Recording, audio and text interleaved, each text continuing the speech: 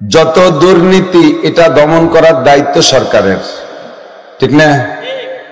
তো দুর্নীতি যদি নিজে করি তাহলে আর কারে দমন করব? সরকার দুর্নীতি দমন করার জন্য দুর্নীতি দমন বাহিনী ও পুলিশের মধ্যে তৈরি করছে অ্যান্টি করাপশন।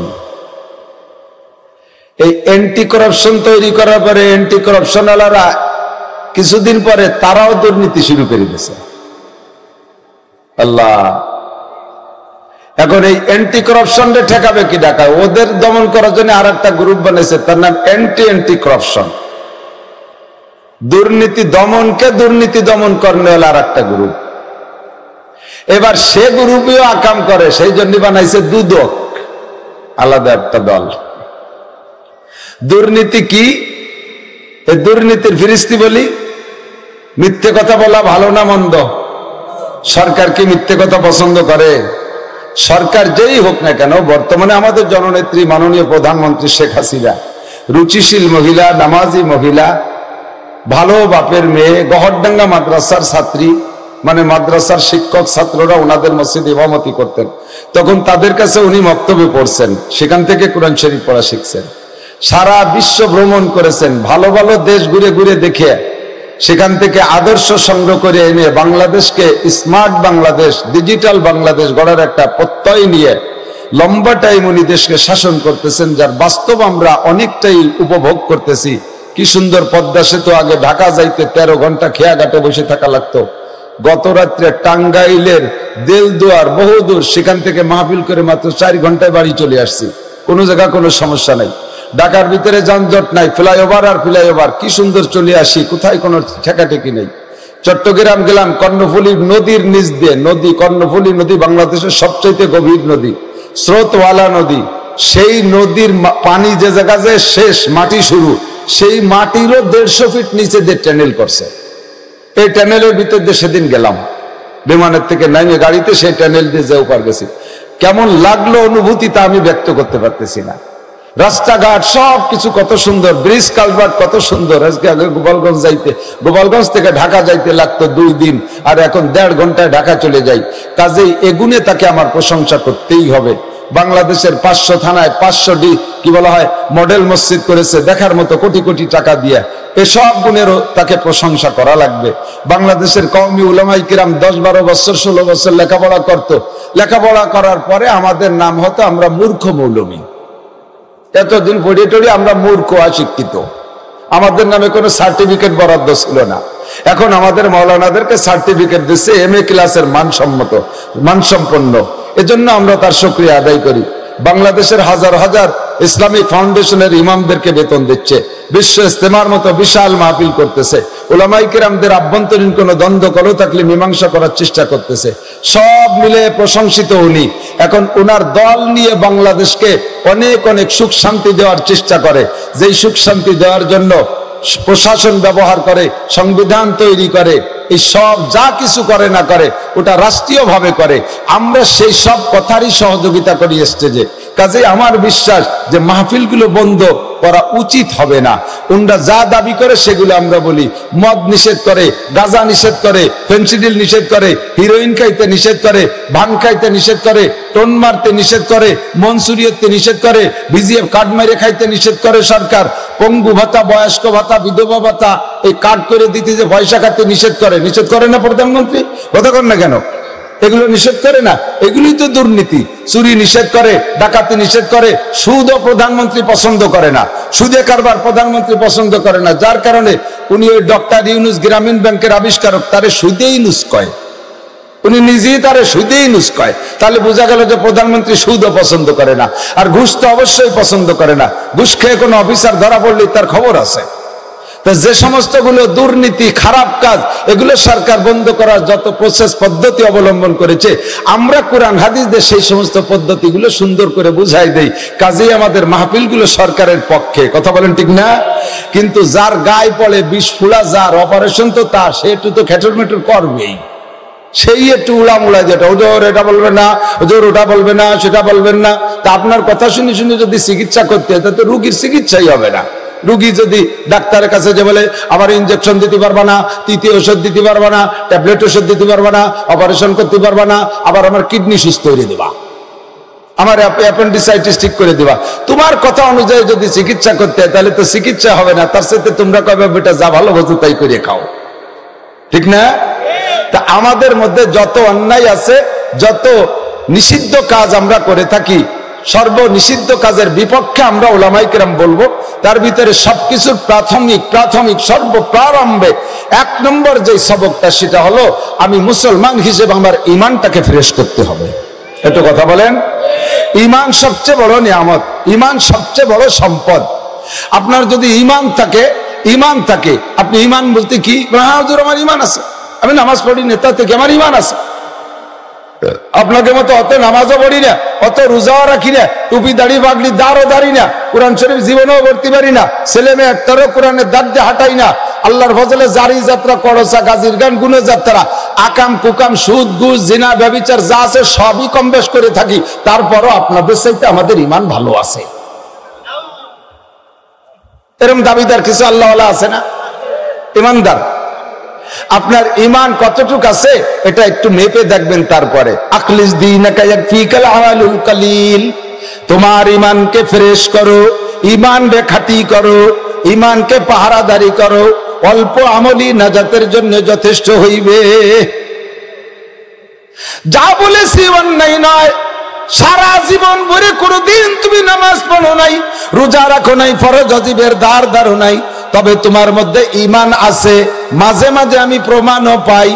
এই সময়, বর্তমান সময় লক্ষ লক্ষ বেনামাজি যুবক, লক্ষ লক্ষ গাঁজায় বা ফেন্সিলের হিরোইন কর যুবক, লক্ষ লক্ষ পার্কে আকাম কুকাম করা যুবক যখনই শুনছে ফিলিস্তিন গাজার মুসলমানদেরকে ইসরায়েলিয়ার, আমেরিকান, ইহুদিয়ার নাসারারা আক্রমণ করতেছে, মারতেছে, হাজার হাজার বেনামাজি মুসলমান, হাজার হাজার বেআমলি মুসলমান তৈরি হয়ে গেছে।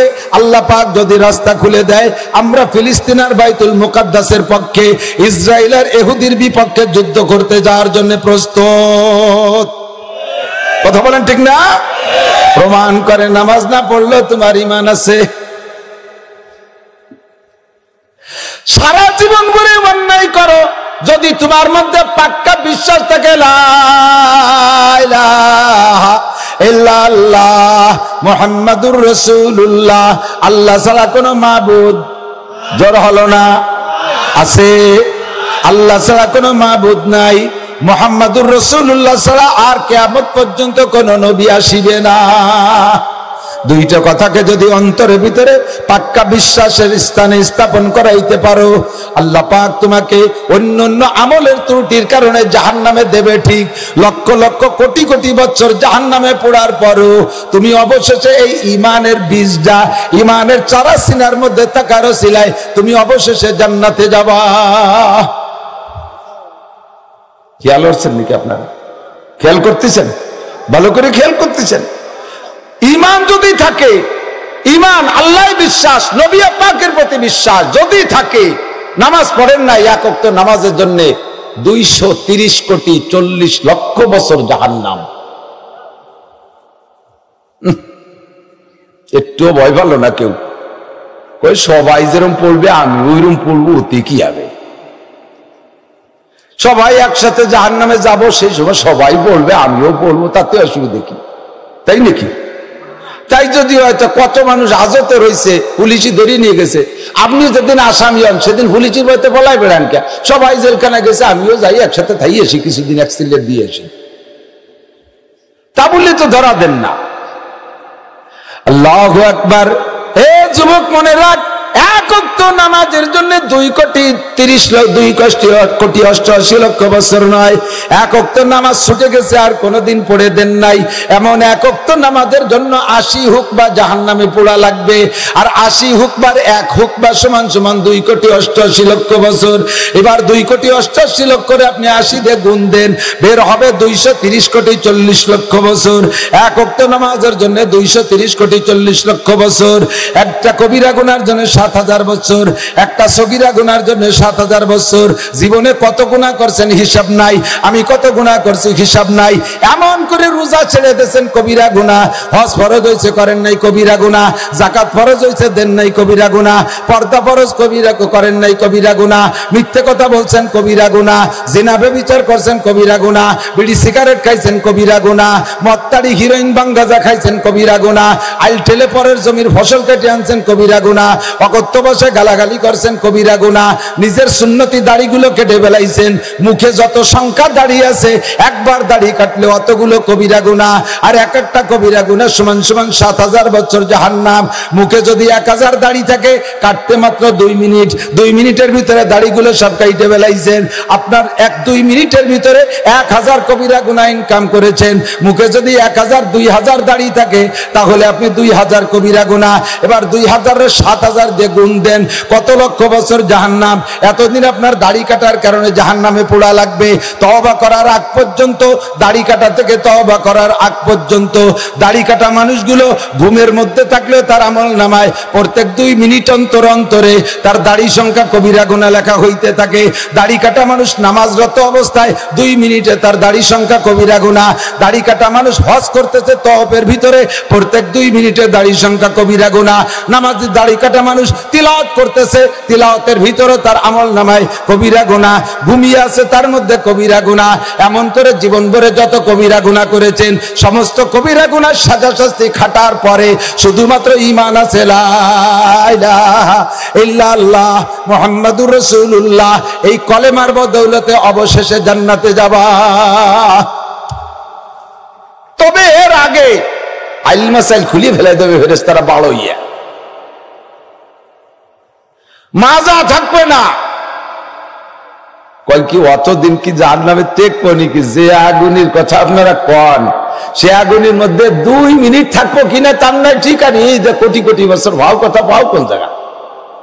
লোক বেশি হয়ে যাচ্ছে, পিছন দিয়ে কজন চলে যাবে নাকি? কি করেন?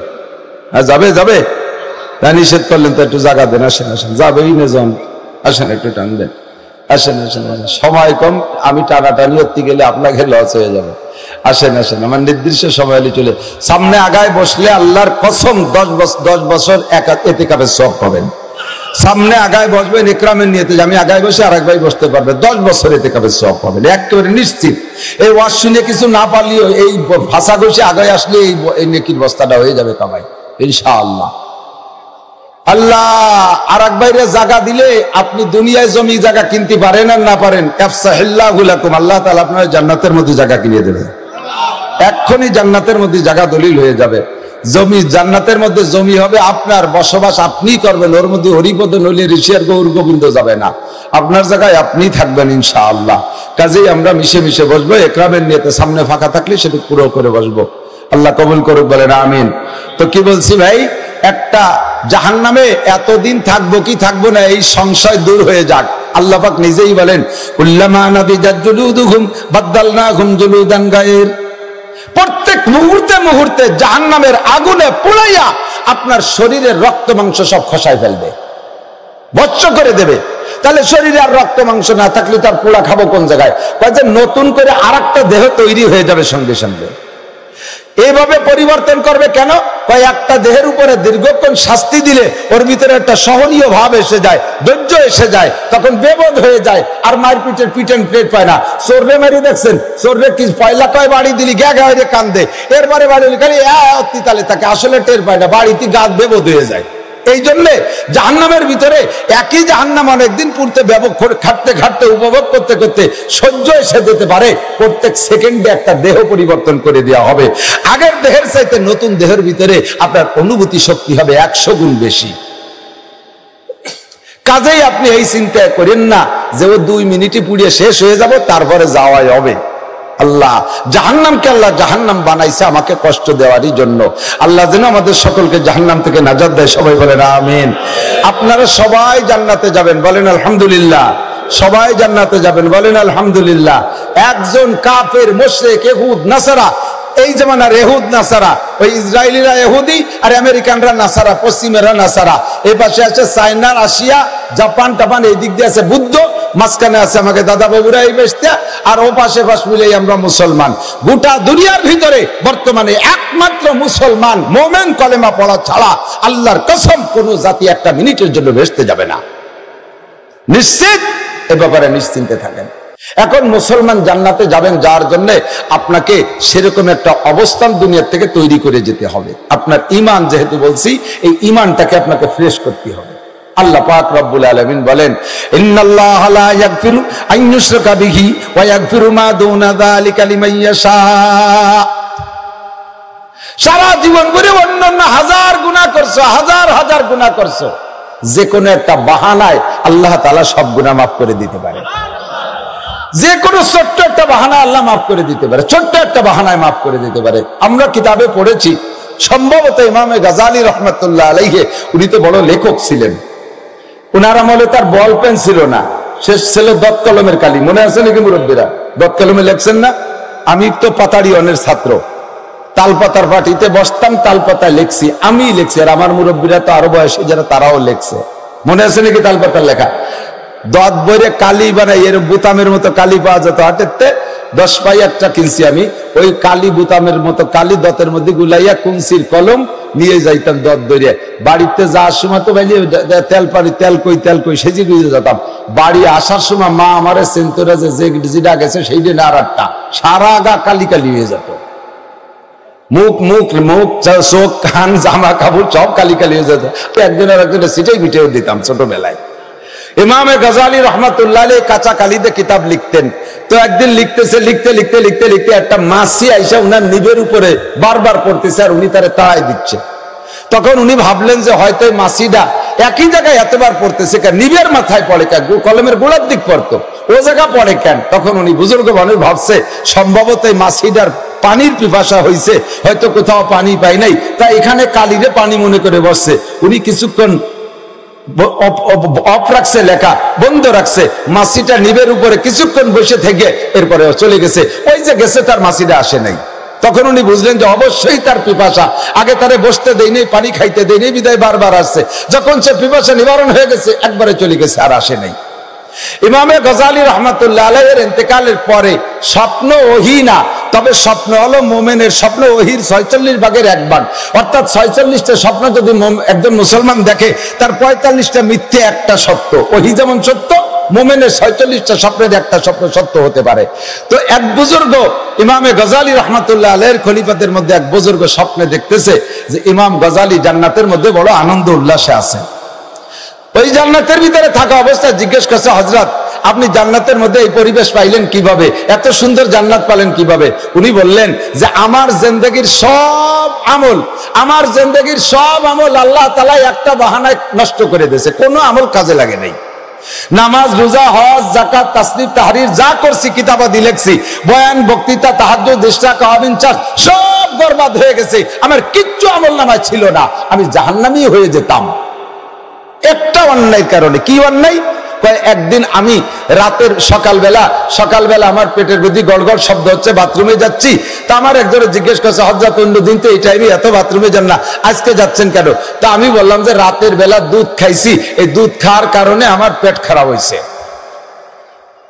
আমার একিনটা আল্লাহ থেকে নিয়ে আমি দুধের দিকে নিয়ে আসছি। আল্লাহ পাক আমারে এই ভুলটা ধরে ফেলাইছে। এইটা আমার নাকি শিরিক হয়ে গেছে, যে আমি কুদরত আল্লাহর দিকে না রাইখা দুধের উপরে কেন আস্থা নিলাম, যে দুধে আমার পেট খারাপ করছে। এই শিরিকের কারণে আমার সব আমল বাতিল হয়ে গেছে, আমার জন্য জাহান্নাম ওয়াজিব হয়ে গেছিল। পরে ভেস্তে গেলেন, কয় যে আমি একদিন লিখতেছিলাম, একটা পিপাসিত মাছি এসে আমার নিবের উপরে বৈশা একটু কালি খেয়ে তার পিপাসা নিবারণ করেছে। ওর দোয়ার ওসিলা আল্লাহ তাআলা আবার আমার সব গুনাহ মাফ করে দিয়েছে। রহমতে হক বাহানামি জুয়াদ, বাহানমি জুয়াদ, বুখারী শরীফের মধ্যে হাদিস আসছে, পরিষ্কার সহিহ হাদিস। আল্লাহর নবী বলেন, নবী আলাইহিস সালাম বলেন, আমি মেরাজে গিয়েছি, মেরাজে গিয়ে জাহান্নাম দেখেছি, জান্নাতও দেখেছি। জান্নাতের ভিতরে দেখি একটা যুবতী সুন্দরী মেয়ে জান্নাতের ভিতরে বড় আনন্দ উল্লাসে আছে। জিব্রাইলকে জিজ্ঞেস করলাম, জিব্রাইল এই মেয়েটাকে কোন নবীর উম্মত? এই মেয়েটা এত সুন্দর জান্নাত পাইল কি আমলের বদৌলতে? একটু বলো জিব্রাইল, আমি আমার উম্মতের নারীদেরকে বলবো, তারা ওই নেক আমল কইরা জান্নাতি হবে।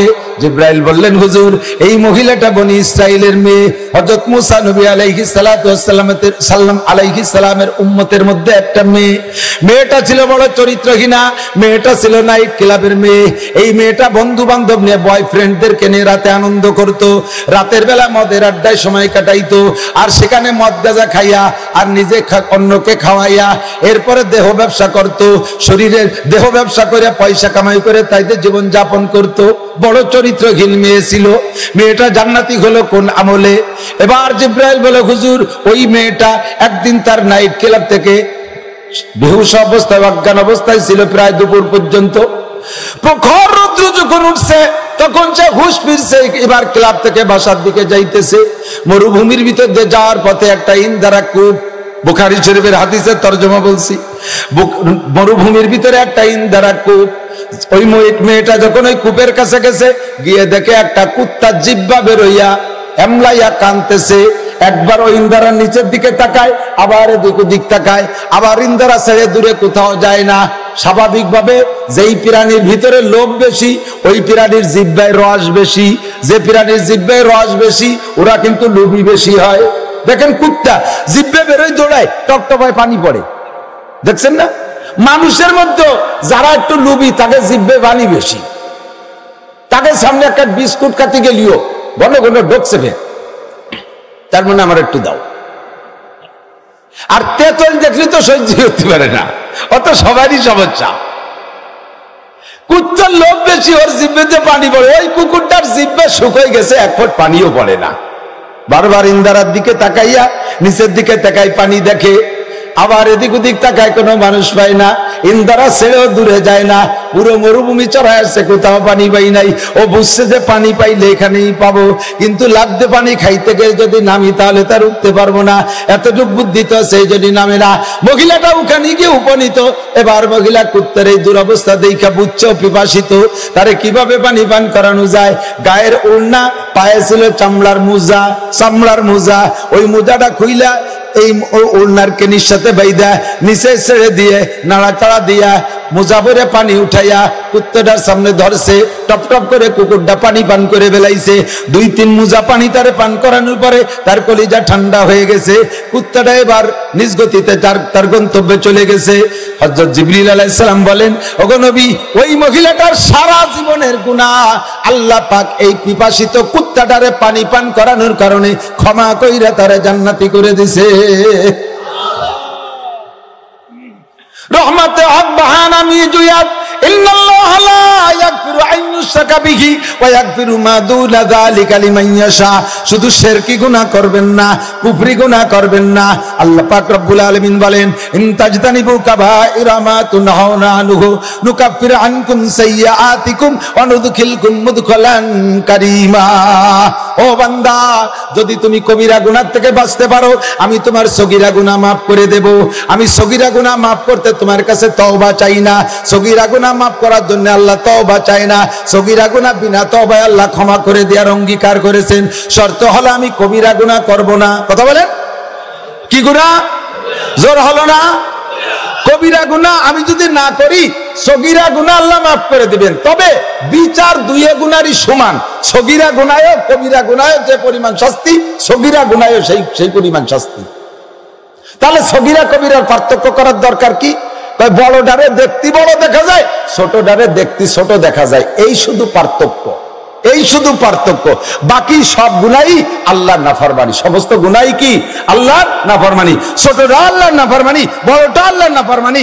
আল্লাহর হুকুমের খেলাফ ছোটটা, আল্লাহর হুকুমের খেলাফ বড়টা, আল্লাহর হুকুমের খেলাফ। দেখতে যেটা বড় সেটার নাম কবিরা, আর দেখতে যেটা ছোট সেটার নাম সগীরা। বাকি বিচার দুই গুণের জন্য সমান সমান। আমি উদাহরণে বলে থাকি অনেক সময়, আমার দিক তাকান, বয়ান তো সবই ইউটিউবে পান। আমি উদাহরণে বলে থাকি, একটা কেউটো সাপ 4 হাত লম্বা, 4 হাত লম্বা একটা কেউটো সাপ, এটা বড় সাপ, এর নাম হলো কবিরে সাপ। এই বড় সাপে কামড়াইলে তো মানুষ মরে, এটা তো জানাই আছে। কেউটো সাপের এতটুকু একটা বাচ্চা বিঘেত খানিক লম্বা, ও পিল পিল পিল পিল করতে করতে চলে আইছে। এর আদরের সাথে ধরে ছোট মানুষ বালিশের তলে থাক। এই ছোট সাপটারে আদর করে রেখে দিয়েছেন, ও যদি কামড় দেয় তাহলে তো মানুষ মরে না? হ্যাঁ, যে মরে মরে। সগীরে সাপতে কি হবে? ওটুক সাপের কামড়ে কি হয়? কিছু হয়? তাহলে বড় সাপে কামড়াইলো মানুষ মরে, ছোট সাপে কামড়াইলো এবং একে টাইমে মরে, টাইমও বেশ কম নেয় না, ঠিক না? বড় সাপে কামড়াইলে যদি মানুষ মরে, ছোট সাপে কামড়াইলেও যদি মানুষ মরে, তাহলে কবিরা গুনারও যে পরিমাণ টাইম বিচারের, সগীরা গুনারও সেই টাইম বিচারের আল্লাহ বেইনসাফি করে নাই। তবে কবিরা গুনার থেকে বাঁচা সহজ। বড় সাপে কামড় দিতে গেলে ফনা তোলে, ফস করে একটা শব্দ করে না? সাপ যদি বড় হয় তার ফসটা বড় হয়, শব্দটা বড় হয়, দূরের থেকে কানে শোনা যায়, চোখে দেখা যায়, তার থেকে আত্মরক্ষা করতে লাভ দিয়ে জান দিয়ে চলে যাওয়া যায়। কিন্তু সাপটা যদি ছোট হয়, ওর আত্মে বাঁচা বড় কঠিন। ও বালি শীতলে ডুয়ে রয়েছে, তারপরে জুতোর মধ্যে চলে গেছে, মোজার মধ্যে বেসায় গেছে, জাঙ্গের মধ্যে বেসায় রয়েছে, কোন জায়গাতে কোন জায়গা মারিয়ে দেয় তা কোয়া যায় না, অত দেওয়া যায় না, হুশ করে যে কোনো জায়গা মারিয়ে দিতে পারে। ছোট্টার হাতের থেকে বাঁচা কঠিন, কতক্ষণ ঠিকই ঠিক না? বড়টার হাতের থেকে বাঁচা যায়। আল্লাহ এই জন্য বড়টার দায়িত্ব তোমার কাছে দিছি, যেটার থেকে বাঁচা কঠিন ওইটার দায়িত্ব আমি নিলাম। তোমার জিন্দেগিতে যত সগীরা গুনাহ হবে বিনা তওবায় আমি আল্লাহ ক্ষমা করে দেবো। কোন সুবহানাল্লাহ। শর্ত হলো তুমি কবিরা গুনার থেকে বাঁচো। এই কবিরা গুনার ভিতরে আবার আকবারুল কাবায়ের, সবচেয়ে বড়, সবচেয়ে বড়, সবচেয়ে বড়, যেই বড় আর বড় থাকে না, সেইটার নাম হলো শিরিক। সেটার নাম কি? আল্লাহ কয় লা তুশরিক বিল্লাহ ইন্নাশ শিরকা লাযুলমুন আযীম। ও বান্দা, যা কিছু করিস না করিস, আমার সাথে শিরিকটা করিস না, এতে আমি বেশি কষ্ট পাই। আমার সাথে শিরিক করিস না, আমি বেশি কষ্ট পাই। ইহুদিরা শিরিক করে, নাসারারা শিরিক করে, ইহুদিরা শিরিক আমাদের বর্তমানে বাংলাদেশে প্রচুর হয়ে গেছে। আমার ভাইরা উনরা লামাযহাবী দাবি করে, আহলে হাদিস দাবি করে, গায়ের মুকাল্লিদ দাবি করে, মাযহাবীদেরকে ধিক্কার দেয়, ধমক দেয়। এনাদের উলামায়ে কিরাম যারা, তারা বর্তমানে বলতেছে যে ইহুদি আর নাসারারা এরা শিরিক করে না, আর ওই এরা কাদিয়ানীরা শিরিক করে, ফিলিস্তিনিরা শিরিক করে, হানাফিরা শিরিক করে, শাফিরা শিরিক করে, চরমুনাইরা শিরিক করে, তবলিগালারা শিরিক করে, গোবরডাঙ্গালারা শিরিক করে, সুটপারুজুর শিরিক করে মরছে, আমরাও বলে বর্তমানে শিরিক করি। এই জন্য উনরা ইহুদি আর নাসারা, ইসরায়েল আর আমেরিকার পক্ষ নেছে। আল্লাহই বলেন ইহুদ নাসারার চাইতে বড় মুশরিক হয় না। ক্বালাতিল ইয়াহুদু উযাইরুন ইবনুল্লাহ। শিরিকের এক নম্বর শিরিক হলো আল্লাহর সাথে সমকক্ষ কেউকে মনে করা, আল্লাহর ফ্যামিলিতে সদস্য তৈরি করা, এটা হলো এক নম্বর শিরিক। এ ভাই, আল্লাহর ফ্যামিলিতে সদস্য আছে? কথা বলেন, আছে? আল্লাহ কয়জন? বলেন কুল হুয়াল্লাহু আহাদ, কুল হুয়াল্লাহু আহাদ। শাহাদাত আঙ্গুল উঁচা করেন। কুল হুয়াল্লাহু আহাদ। আল্লাহ কয়জন? বলেন আল্লাহুস সামাদ। আল্লাহ বা মুখাপেক্ষী, লাম ইয়ালিদ ওয়া লাম ইউলাদ, জন্ম নেয়ও না, জন্ম দেয়ও না, ওয়া লাম ইয়াকুল লাহু কুফুয়ান আহাদ। আল্লাহ পাকের সমকক্ষ কেউ, জোরে বলেন, আছে? ওরা কয়, ইহুদিরা কয় ক্বালাতিল ইয়াহুদু উযাইরুন ইবনুল্লাহ। ইহুদিরা, ইসরায়েলিরা এরা কয় যে উযাইর আলাইহিস সালাম আল্লাহর ছেলে। শুধু এই কয়ে এ ভাই, আল্লাহর ছেলে উযাইর আলাইহিস সালাম, এই কথাটা উপরে বললে ভারী একটা খারাপ দিকে মন যায় নাই, কিন্তু ভিতরে হিসাব করে দেখছেন ছেলে অতি কি লাগে। তার মানে ওরা বুঝায় যে আল্লাহ তাআলা উযাইর আলাইহিস সালামের মায়ের সাথে যৌন আচরণ করে গর্ভধারণ করাইছে।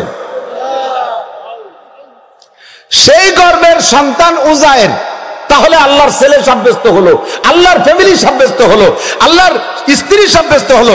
এর চাইতে বড় শিরকি গুনাহ হতে পারে? এই ইহুদিরা তারাই আল্লাহর ছেলে সাব্যস্ত করে উযাইর আলাইহিস সালাম রে। তারা বলে মুশরিক না, আমার এই দেশের প্রাণপ্রিয় বন্ধু বড় উলামায়ে কিরাম বলেন। এবার আমেরিকানরা, ইউরোপ কান্ট্রিরা, তারা নাসারা, তারা কয় ক্বালাতিন নাসারা মাসীহ ইবনুল্লাহ। আর নাসারারা কয় ঈসা আলাইহিস সালাম আল্লাহর বেটা। আল্লাহ ঈসা আলাইহিস সালামের আব্বা নাই। আল্লাহ পাক ঈসা আলাইহিস সালামের মা মারিয়ামের সাথে যৌন আচরণ করেছে, সেখানে আল্লাহ গর্ভধারণ করাইছে, সেই গর্ভের সন্তান ঈসা আলাইহিস সালাম।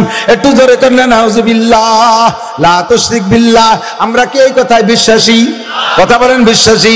আমার আল্লাহর ছেলেও নাই, মেয়েও নাই, আমার আল্লাহর আব্বাও নাই, মাও নাই, আমার আল্লাহর স্ত্রী নাই, ঠিক কি ঠিক না? আল্লাহু আকবার। লা তুশরিক বিল্লাহ।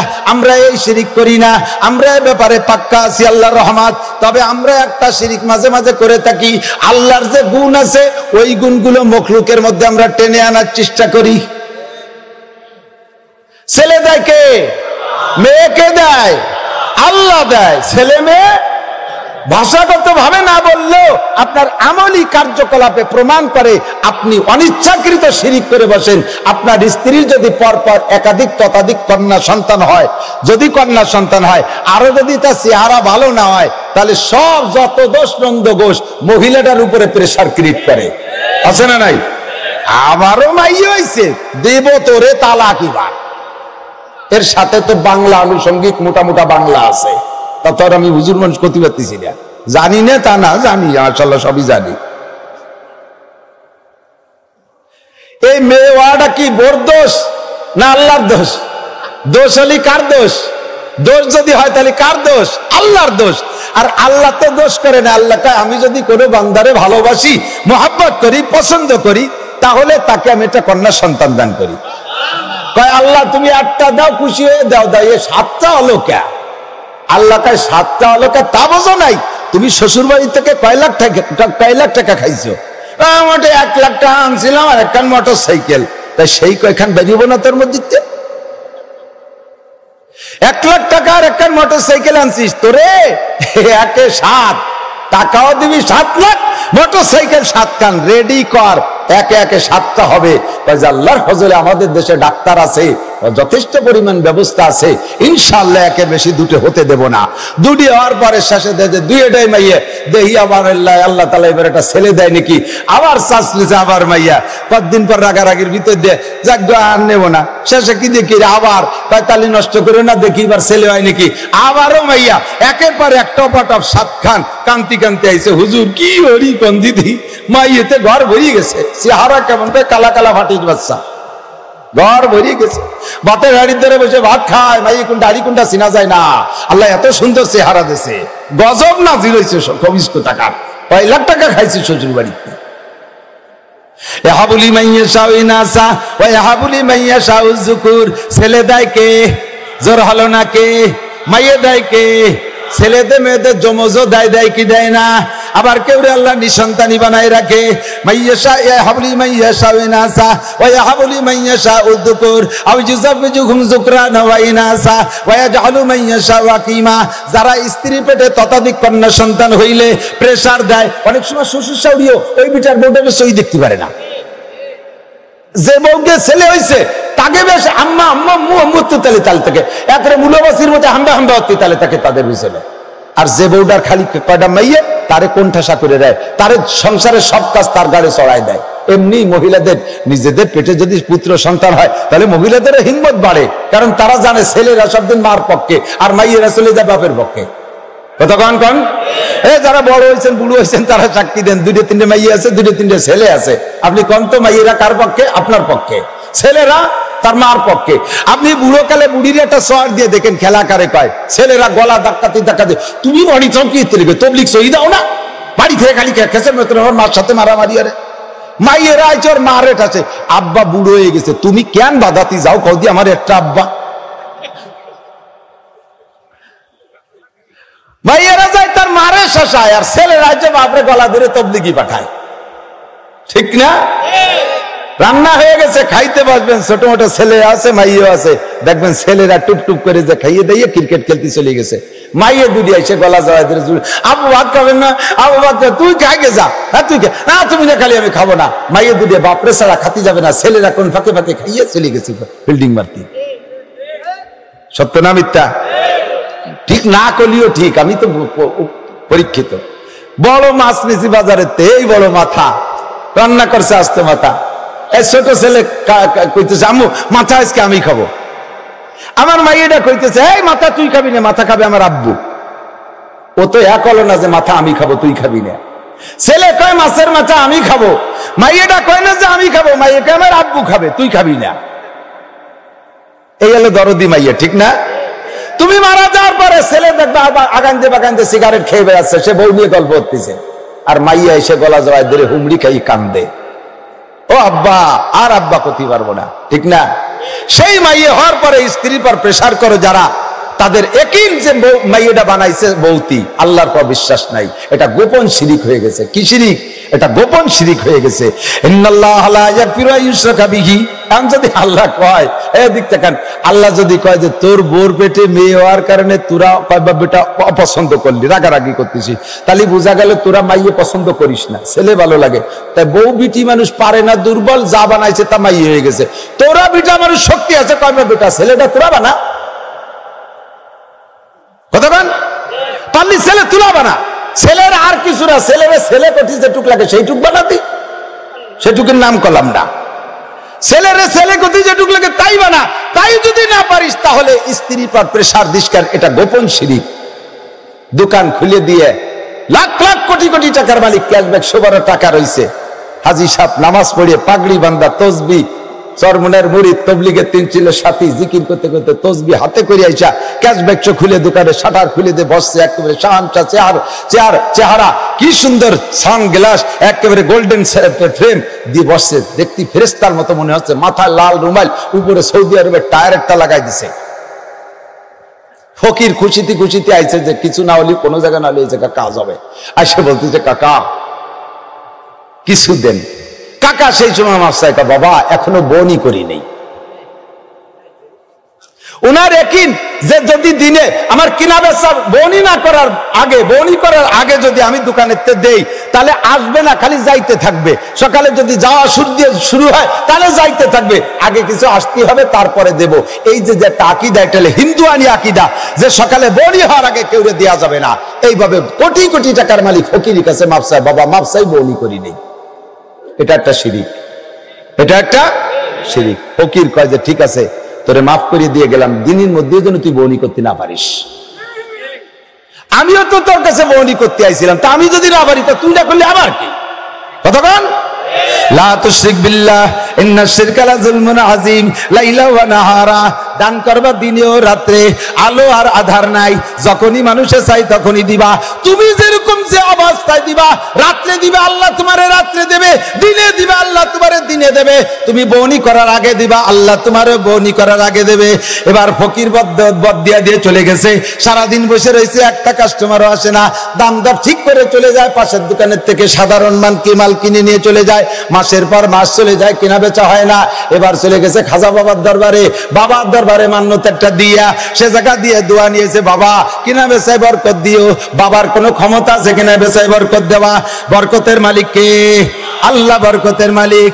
আল্লাহ কয় বাবা আর গাজা বাবা কোনো তাই কাম হবে না, কোনো তাই কাম হবে না। ওই ফকিরের কাছে মাপ চাইয়া তারে যে ফিরে আবার বউনি করা, সে যদি মাফ করে তাহলে তোর দোকানে কিনা বেচা হবে। আমি ফকিরের দোয়া কবুল করে বেলাইছি।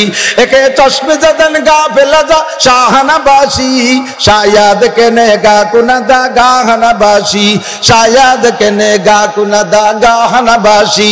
কখন আল্লাহ দোয়া কবুল করে তুমি জানো না। ফকির যখন কইছে যে তুই যেন দিনের মধ্যে বউনি করতে পারিস না, ওই দোয়া আল্লাহ তাআলা সেই সময় কবুল করে ফেলেছে। কোন কবর আর মাজারের কোন ক্ষমতা আছে? মনের থেকে বলেন আছে? আছে?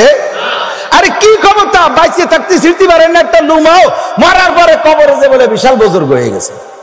বল কি বুজুর্গ, কি তার কি আছে? অভাবের ঠেলায় তার উপরে ড্যাগেরটা বাইতে তুইছে, আমি কবরে বলো অভাবে আছে, আমার কটা পয়সা করি দাও। মুসলমান কত বড় ইমানি দুর্বলতা! মানুষের মাজারের কাছে যে সিজদা দেয়, মাজারে মান্যত করে, মাজারে গরু দেয়, ছাগল দেয়, মাজার আলার কি ক্ষমতা আছে? বিশ্বের শ্রেষ্ঠ মাজার মুহাম্মদুর রাসূলুল্লাহ সাল্লাল্লাহু আলাইহি ওয়াসাল্লাম। সৌদি আরব থাকা মানুষ আছেন না? সৌদি আরব থাকেন, হজে গেছেন না? আছেন না? আপনারা বলেন তো, আল্লাহর রসুলের মাজারের চাইতে বড় বা দামি মাজার হয়? সবাই বলবো হয়? হয় না। আমার নবীর রওজার পাশে বাঙালি হাজিরা যাইয়া, এই বাংলাদেশের মাজার হুজুরার অভ্যাস, বাবার দরবারে মোমবাতি আর আগরবাতি আর ছাগল গরু কুত্তো দেওয়ার অভ্যাস আছে, সেই জায়গা যাইয়া মুনাজাত করে, ইয়া রাসূলুল্লাহ ইয়া হাবিবাল্লাহ আমার কিছু দেন। সৌদি আরবের পুলিশরা আকাম কুকাম যাই করুক, শিরিক করে না, তারা ইমানের ব্যাপারে বাড়ি পাকা। সাথে সাথে বাহুডা ধরে ঘুরে দেখে, ইস্তাকবিলাল কিবলা, এই কিবলা দেখবেন, এদিক ফিরে রয়েছিস কেন?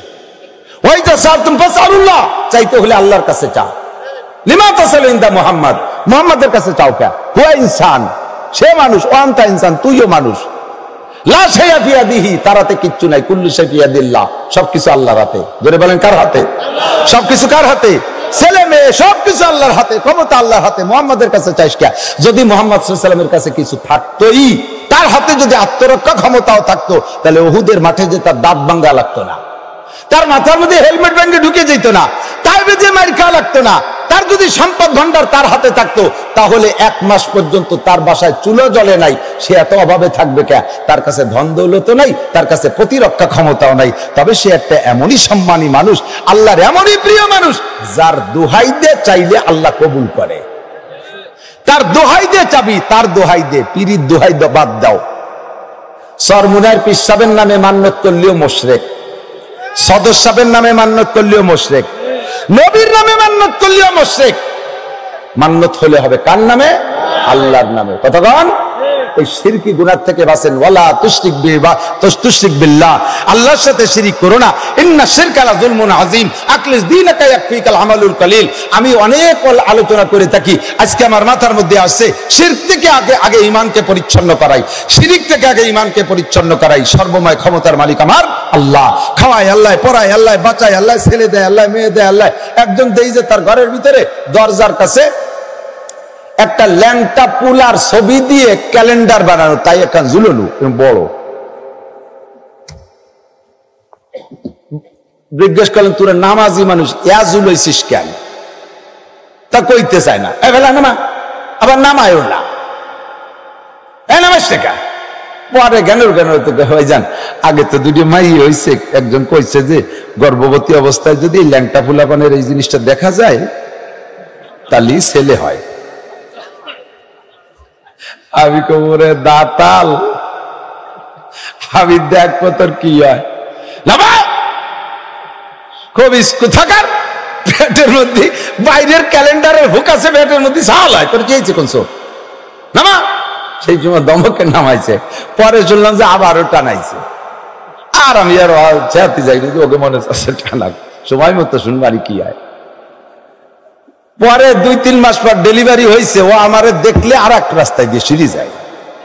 আমি ডাকে, কি খবর, কি দেখি হলে তো কলি টলি না, ছেলে মেয়ে হলি তো আমারে দাওয়াত দেয়, দোয়া টোয়া নেয়, সে আকিকা টাকিকা নাম টাম রাখতে পারে না। ভাই জান একটু লজ্জায় পড়ে গেছি, এই জন্য করতে পারিনি। এইবার 2টি হয়েছে, তাহলে তা যা দেখলি তাকো।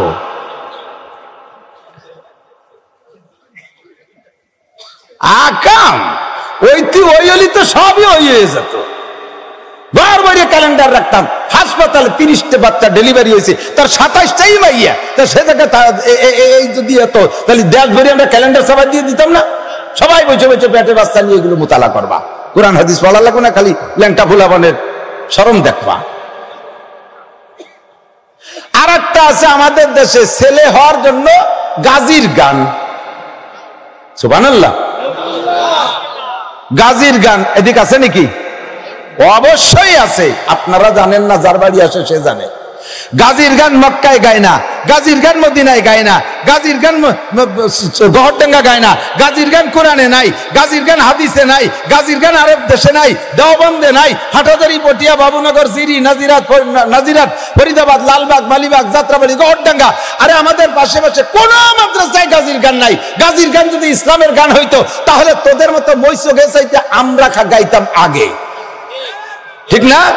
কোরআনের গান কোরআনে আছে, আমরা গাই। হাদিসের গান হাদিসে আছে, আমরা গাই। ফরজ হাদিস সুন্নাত কোরআন হাদিসে আছে, আমরা গাই। টুপি দাড়ি সুন্নাত যেটা আছে কোরআন হাদিসে, আমরা আমল করি। আরে যদি গাজীর গান শরীয়তে হইতো, তাহলে আমরা উলামায়ে কেরামরা আগে গাইতাম। আমরা চরমুটাই গাজীর গান হয় না, বিশ্ব ইজতেমায় গাজীর গান হয় না। কথা বলেন ঠিক ঠিক না? গাজীর গান শিরকি গান। গাজী কালুর নামে গান মানলে, মান্নত করলে ছেলে হয়, ইরিদান ভালো হয়, পিএস হয়, ফসল নষ্ট হয় না, শিল পড়ে না। এগুলো সব মুশরিক, এগুলো সব কি? লা তুশরিক বিল্লাহ। এর একটা শিরিকে কি হয় জানেন? এদিক তাকান, আমি নামাজ কালাম হজ যাকাত সব করি, তারপরে একটু কিছুতে আবার ঈমান নষ্ট হয়ে যাবে। কেন? আমি উদাহরণে বলি মাঝে মাঝে, একটা বেলুন, এই বেলুন ফুলোয় না পোলাপান, একটা বেলুন ওই যে পোলাপান খেলনা কিনতে ফুলাচ্ছে, একটা বেলুনটা পুরো ফুলাইতে পরিমাণ মতো হাওয়া দেওয়া লাগবে। যতক্ষণ তার হাওয়া ধরে অতক্ষণ দিতে হবে, বেশি দিলে এবার বাস্ট হয়ে যাবে। আবার কম দিলি পারা মুখ চাপা থেকে যাবে। পুরো ফুল হইতে জন্য পরিপূর্ণ হাওয়া দিতে হবে। এই পেট ভরা হাওয়া বেলুনটার ধরে রাখতে হলে বেলুনের সারা গা ভালো থাকতে হবে না? সারা গা ভালো থাকতে হবে না? ঠিক না? এবার সারা গা ভালো থাকলে বেলুনের হাওয়া পুরো থাকবে, ফুলনু ঠিক থাকবে, কিন্তু পুরো হাওয়া বেরোয় যাওয়ার জন্য কি সারা গা ছিঁড়া লাগবে? বোঝেন নাই কথা? হাওয়া সম্পূর্ণ ধরে রাখতে সারা গা ভালো থাকতে হবে, কিন্তু হাওয়া বেরোয় যাওয়ার জন্য আবার সারা গা ছিঁড়া লাগবে না। এক জায়গায় একটু কাটাই দিয়ে ফুটিয়ে দিলি বেরোয় যাবে। এখন বেলুনি সারা গায়ে যদি বলে এই সাবধান বাতাস, যেটুক ফুটেছে অটুক হাওয়া বেরোবি, বাকিটুক থাকতে হবে। আমরা সবাই ভালো আছি, আমরা সারা গা ভালো আছি, বাতাস বেরোতে পারবি না। যে জায়গায় যেটুক ফুটো করছে সুর মাথা পরিমাণ অতটুকু পরিমাণ বাতাস বেরোবে, আর বাকিটুক থাকবি। এইভাবে মিছিল যদি দেয় সারা গায়ে, তাহলে কি হাওয়া ধরে রাখতে পারবে? একটু ফুটে দিয়ে হাওয়া সম্পূর্ণ বেরোইয়া যাবে। ঠিক কি ঠিক না? সেম নামাজ আছে, রোজা আছে, মসজিদ আছে, মাদ্রাসা আছে, তিলাওয়াত আছে, ছেলে 5টা আলেম হয়ে গেছে, নিজেরা তাহাজ্জুদ ইশরা তাওয়াবিন পড়ে, ফাঁকে ফাঁকে বাবার দরবারে মাজারে যাইয়া একটু একটু এই আকাম কুকাম করে, তার দ্বারাই আপনার ইমানের বেলুন ফুটো হয়ে গেছে, সম্পূর্ণ ইমান সেই জায়গাতে ফুসফুস করে বেরোয় চলে গেছে। ইন্নাল্লাহ লা ইয়াগফিরু আন ইউশরাকা বিহি ওয়া ইয়াগফিরু মা দুনা যালিকা লিমান ইয়াশা। হে বান্দা, যদি তুমি কবিরা গুনাহ থেকে বেঁচে থাকতে পারো, ইনতাজতানিবু কাবাইরা মা তুনহাউনা আনহু নুকাফির আনকুম সাইয়্যাতিকুম ওয়া নুদখিলকুম মুদখালান কারীমা। আমাদের দেশে কোনো মাজার থাকলে মাজারের কাছে যাব, কথা বলেন, যাব?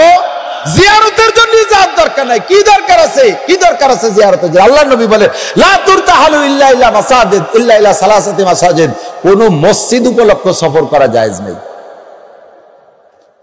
টাঙ্গাইলের মসজিদটা বড়, সেই আমি কালকে রাত্রি টাঙ্গাইল থেকে আসছে, যে জায়গা মাহফিল করছে তার 5 কিলোমিটার দূরে ছিল ওই মসজিদটা। ওই যে 150 গম্বুজ না 250 গম্বুজ জেলা মসজিদ বানাইছে, বহু মানুষ সে জায়গা দেখতে যায়। ওই জায়গা থেকে ওই জায়গা যাইতে আমার গাড়িতে যে পরিমাণ তেল পড়বে, কিয়ামতে আমার জব দেয়া লাগবে। তুমি খালি এই মসজিদ দেখতে জায়গা আইছো কেন? মসজিদই যাবেন, তবলিগওয়ালারা যায় তবলিগের কাজে, মসজিদ দেখতে যায় না। কতক্ষণ মসজিদ দেখতে যায় না, শুধু মসজিদ উপলক্ষে সফর যায় না। আরে মসজিদ উপলক্ষে যদি সফর না যায় তাহলে বাবার দরবার আর খাজার দরবারের উপলক্ষে কিভাবে সফর জায়েজ হয়? সে জায়গায় আপনি পয়সা খরচ করে কেন যাবেন? ইমানকে ফ্রেশ করেন। আখলিস দীনাকা ইয়াকফিকাল আমালুল কলিল। তোমার ইমানকে খাঁটি করো, অল্প আমলি নাজাতের জন্য যথেষ্ট হইবে। আমার সমাজের ভিতরে আছে ভাইরে, দিক তাকান, পর্দা হুজুর ওই সাবজেক্ট বাদ দিয়ে পান, এখন কি তাই করা সম্ভব? বড় ভাবি, তার হাতে আমি বড় হয়েছি, সেই বাবিরে দেখতে পারবো না, এ সংসারে থাকারই দরকার নেই। মামির হাতের দুধ ভাত খেতে বিজায় বুঝিয়ে সেই দুধ ভাত খাইয়া আমি মানুষ হয়েছি, আর আজকে সেই বড় মামি আমার মারা গেল, তারে দেখতে পারবো না, ওই সব এখন মানার দিন নেই। বলার সাথে সাথে আপনি কাফের হয়ে গেছেন। চাচিরে দেখতে পারবো না মারা যাওয়ার পরে, পাক্কা কাফের। বেঁচে থাকতে দেখতে পারবো না চাচিরে, তুমি তা এটা আমি মানতে পারি না, আপনি কাফের। যেই 14 জনের সাথে বিয়ে হারাম, ওই 14 জন ছাড়া বাকি কোন মহিলাকে আপনি ইচ্ছাকৃত ভাবে দেখার উপলক্ষে দেখতে পারবেন না। এমনি আচানক হঠাৎ চোখের সামনে এসে গেছে, এক নজর পড়ে গেছে, সেটা ভিন্ন। হুজুর আলী রাদিয়াল্লাহু তাআলা বলেন, ইয়া আলী লা তুতিন নাজরাতান নাজরাতা ফাইন্না লাকাল উলা। হে আলী, যদি কোনো নারীর দিকে তোমার এক নজর, নজরে ফুজাত বলে আরবিতে, আচানক দৃষ্টি পড়ে যায়, তাহলে তাড়াতাড়ি নজরকে ক্লোজ করো, ওয়াগদুদ, তোমার চক্ষুকে নিচু করো, কুল্লিল মুমিনিন ইয়াগুদ্দু মিন আবসারিহিম, চক্ষুরে নিচু করো। দ্বিতীয়বার তুমি টান নজরে তাকায় থেকো না যে হুজুর কইছে এক নজর দেখা জায়েজ আছে, একে নজরে 1.5 ঘন্টা চাক তাকায় রয়েছিস কে? আমি আল্লাহর কুদরত নিয়ে ভাবতেছি, আল্লাহ এই মেয়েটার আল্লাহ কি সুন্দর চেহারা দেশে, আল্লাহর কুদরত নিয়ে গবেষণা করতেছি। চোখ খুশি বেলায় দেবে তোর, তুই কুদরত দেহারা জাগা বালি না। চোখ পড়ার সাথে সাথে চোখ করে নিচু করে ফেলো, চোখ লম্বা করবা না। লা তুদবিন নাজরাতান নাজরাতা ফাইন্না লাকাল উলা, এক নজর জায়েজ, প্রথম নজর নজরে ফুজাত। যখন বুঝবেন মেয়ে, কোন মেয়ে, তাহলে এক নজরও জায়েজ নাই। আর আমার সমাজে কি হয়ে গেছে, ঘরের ভিতরে যুবকরা ঢুকে চলে আসতেছে, কাশ নাই পাত নাই, ঢুকে চলে গেছে। যাই দেখে যে স্বামী স্ত্রী দুইজন ভিন্ন কায়দায় বসে গল্প করতেছে, উনি তার মধ্যে গেছে, লাইট হয়ে চিৎ করে ফেলাই দেন।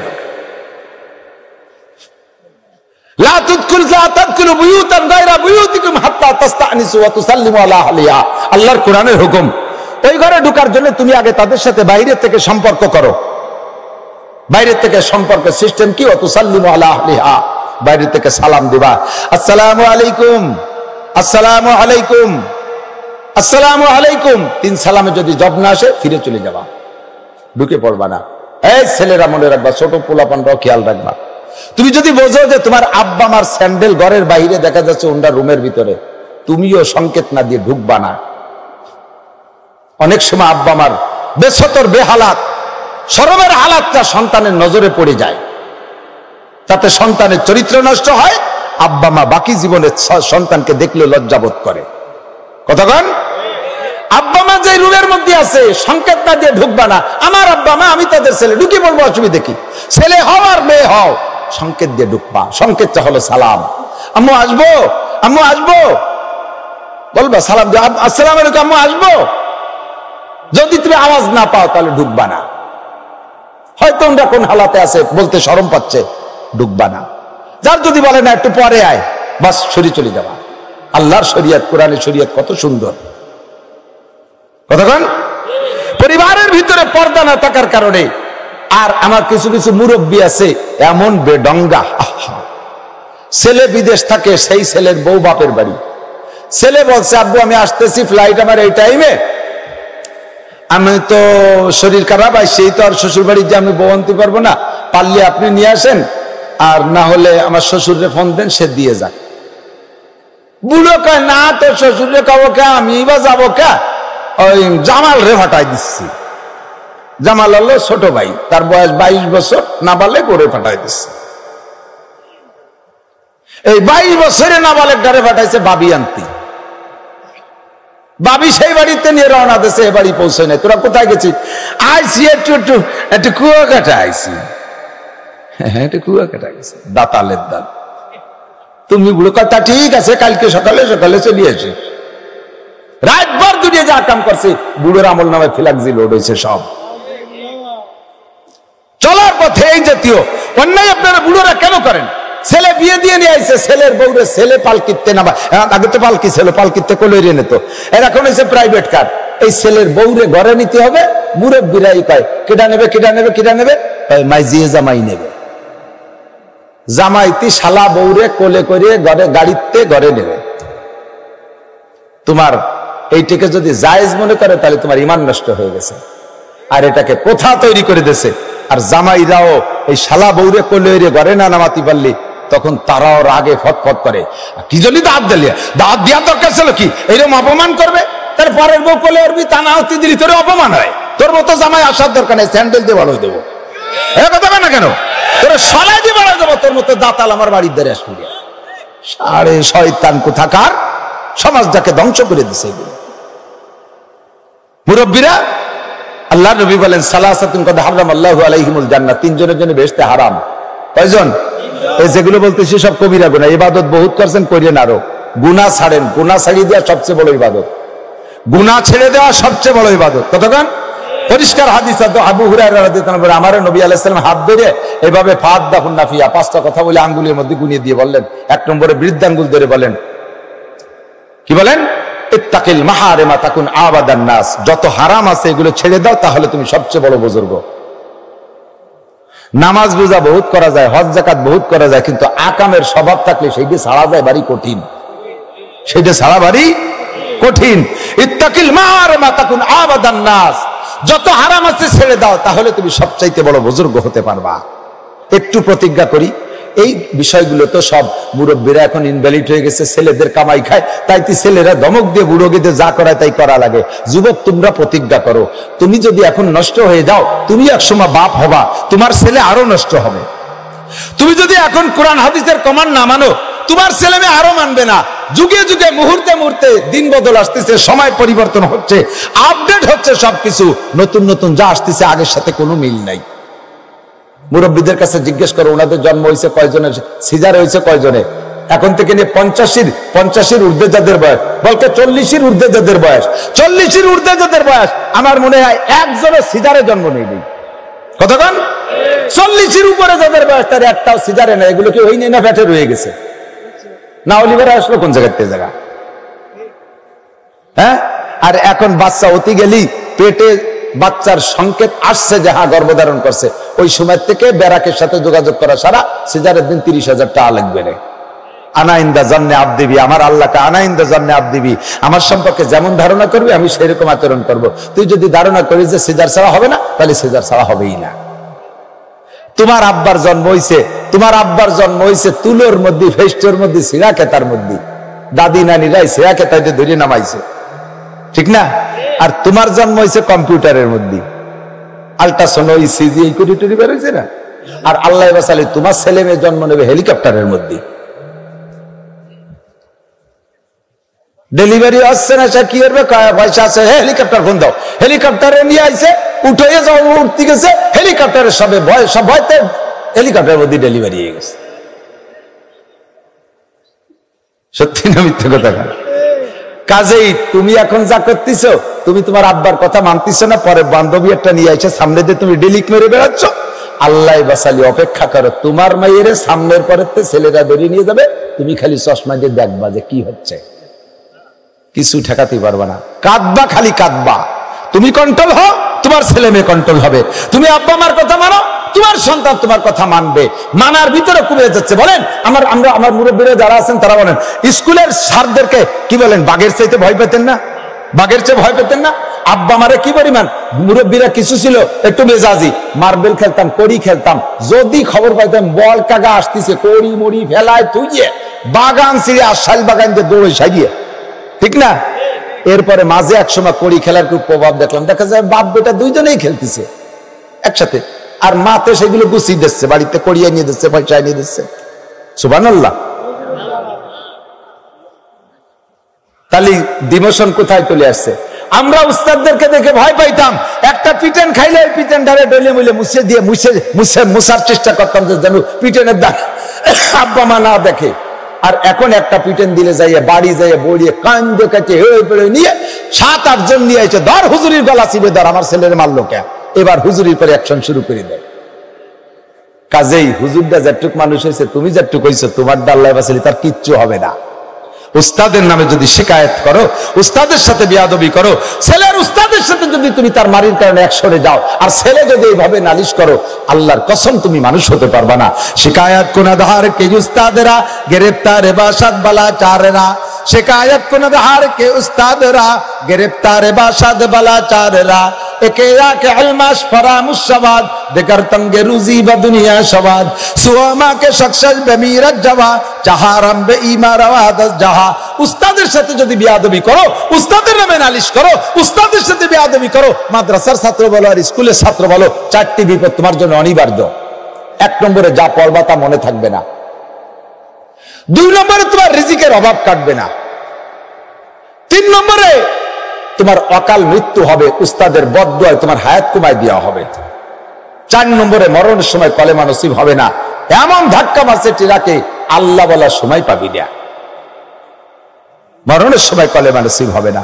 এই মহাচার বিপদ বেয়াদবের জন্য অনিবার্য। আমরা এখানে আসার সময় আমি বুঝি তো, দেখি তো, আরে যে ছেলেটা ভালো, এই ছেলেটা দেখলে বোঝা যায় যে ওর মাও ভালো, ঠিক না? আমি এখানে আজকে আসি, একটা ফুলে আমার গাড়িতে থাওয়াই দেখায়, ও কাকা আইসো,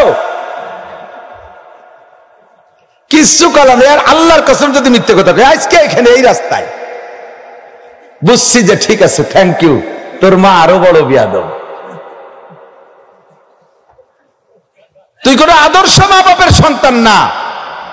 ছোটরা মনে রাখিস, এমন আচরণ করলি দেখ আজকে কোন জায়গা দাঁড়াই করে দিছি। এই যে টাওয়ার দাওয়ার কটবেন শুনছি, আমেরিকা চলে গেছে এই ওয়াজ, জাপান চলে গেছে এই ওয়াজ। জায়গার নাম করলাম না, চুপ করে থাকলাম কোন জায়গাতে, আমার গোপালগঞ্জের বদনাম তা কয়ে ফেলাইছি।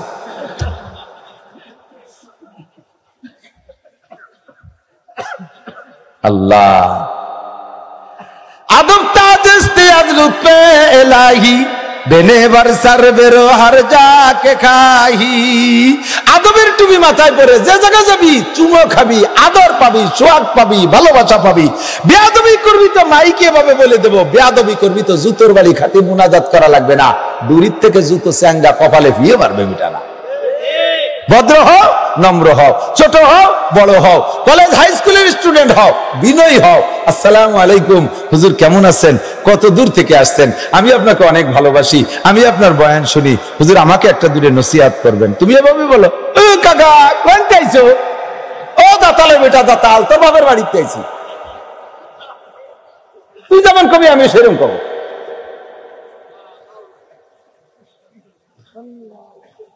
ঠিক কিনা?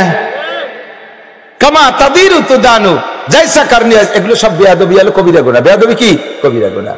ইন তাজতানিবু কাবার, কবিরা গুনাহ ছেড়ে দাও, নুকাফির আনকুম সাইয়্যাতিকুম, সব সগীরা গুনাহ আল্লাহ তাআলা maaf করে দেবে, সব সগীরা গুনাহ। নবী পাক বলেন আসসালামাতুল খামস, এই গুনাহ maaf করার পদ্ধতি শুনেন।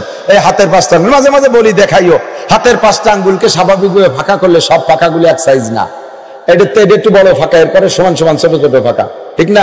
এটা ফজর, যোহর, আসর, মাগরিব, ইশা, এই 5 ওয়াক্তের 5 মাথায় 4টে ফাঁকা আছে। ফজর থেকে যোহর মাঝারি ফাঁকা, আসর, মাগরিব, ইশা ছোট ছোট ফাঁকা। এই যে ইশার পরে আবার ফজর লম্বা সারা রাতের ফাঁকা, ঘুরে 5 ওয়াক্ত নামাজের মাঝে 5টা ফাঁকা আছে। আর 5টা ফাঁকাই গুনাহ করার সুযোগ আছে।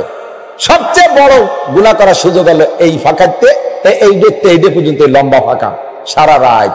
আকাম সবচেয়ে বেশি চলে কোন সময়? রাতের বেলা। আল্লাহ নবী বলেন, তুমি ফজরের ঈশার নামাজ জামাতের সাথে পড়েছো, ফজরের নামাজ জামাতের সাথে পড়ছো, এর ওসিলায় সারা রাতের সমস্ত গুনাহ তো মাফ হবেই, বরঞ্চ তোমার আমল নামায় সারা রাত নফল নামাজ লিখে দেওয়া হবে। আমরা পড়বো না ইনশাআল্লাহ? পড়বেন তো ইনশাআল্লাহ? আল্লাহ তাআলা কবুল করুক, বলেন আমিন। এখন মুসলমান জান্নাতে যাবেন, যার জন্য আপনাকে সেরকম একটা অবস্থান দুনিয়া থেকে তৈরি করে যেতে হবে। আপনার ঈমান, যেহেতু বলছি, এই ঈমানটাকে আপনাকে ফ্রেশ করতে হবে। আল্লাহ পাক রব্বুল আলামিন বলেন, ইন্নাল্লাহা লা ইয়াগফিরু আন ইউশরাকা বিহি ওয়া ইয়াগফিরু মা দুনা যালিকা লিমান ইয়াশা।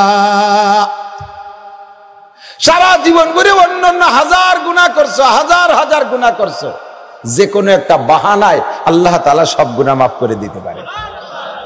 যে কোনো ছোট্ট একটা বাহানায় আল্লাহ মাফ করে দিতে পারে, ছোট্ট একটা বাহানায় মাফ করে দিতে পারে। আমরা কিতাবে পড়েছি, সম্ভবত ইমামে গাজালি রহমাতুল্লাহ আলাইহি, উনি তো বড় লেখক ছিলেন, উনার আমলে তার বল পেন ছিল না, শেষ ছিল দত কলমের কালি। মনে আছে নাকি মুরব্বীরা? দত কলমে লেখছেন না? আমি তো পাতাড়ি অনের ছাত্র, তালপাতার পাটিতে বসতাম, তালপাতায় লেখছি, আমি লেখছি, আর আমার মুরব্বীরা তো আরো বয়সী যারা, তারাও লেখছে। মনে আছে নাকি তালপাতার লেখা? দত বইরে কালি বানাই, এর বুতামের মতো কালি পাওয়া যেত হাটেতে, 10 পাই একটা কিনছি আমি, ওই কালি বুতামের মতো কালি দতের মধ্যে গুলাইয়া কুঞ্চির কলম নিয়ে যাইতাম দত ধরে। বাড়িতে যাওয়ার সময় তো ভাই তেল পানি, তেল কই সেজে গুজে যেতাম। বাড়ি আসার সময় মা আমারে সেন্তরা যে যেটা গেছে সেইটা না, আর একটা সারা গা কালি কালি হয়ে যেত, মুখ চোখ কান জামা কাপড় সব কালি কালি হয়ে যেত। একজনের একজনের সিটেই পিঠেও দিতাম ছোটবেলায়। ইমামে গাজালি রহমাতুল্লাহ আলাইহি কাঁচা কালিতে কিতাব লিখতেন। তো একদিন লিখতে একটা মাছি আইসা উনার নিবের উপরে বারবার পড়তেছে, আর উনি তারে তাড়াই দিচ্ছে। তখন উনি ভাবলেন যে হয়তো এই মাছিটা একই জায়গায় এতবার পড়তেছে কেন, নিবের মাথায় পড়ে কেন, কলমের গোড়ার দিক পড়তো, ও জায়গা পড়ে কেন? তখন উনি বুজুর্গ মানুষ ভাবছে সম্ভবত এই মাছিটার পানির পিপাসা হয়েছে, হয়তো কোথাও পানি পাই নাই, তা এখানে কালিরে পানি মনে করে বসছে। উনি কিছুক্ষণ